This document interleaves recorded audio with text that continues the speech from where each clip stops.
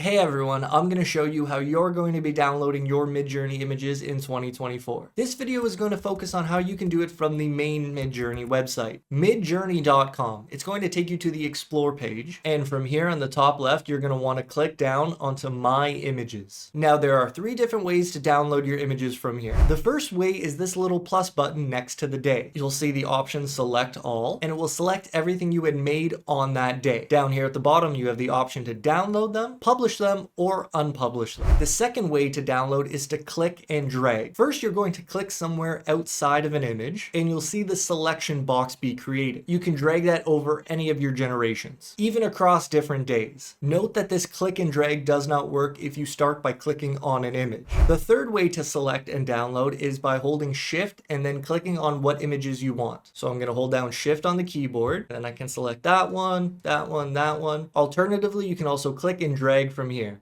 Now let's say you selected all of your images, but there were certain ones that you did not want. You're going to hold Shift on your keyboard, and then you can select the individual pictures that you don't want from there. Or again, you can click and drag. Once you've chosen the pictures you want, you can click download, and that will download a zip file for you. From here, you're going to right click, move your cursor to extract all. Now, if you click browse, you can select where you want your images to be saved to. If you don't choose an alternate destination, they're going to end up in your downloads folder. You'll click extract. Now it's literally going to make another folder with all of your pictures inside. There they are. I hope I made that easy for you. Click like on this video so we can share it with more people. Subscribe if you want to learn more. I hope you're doing well. Take care, and I'll see you next time.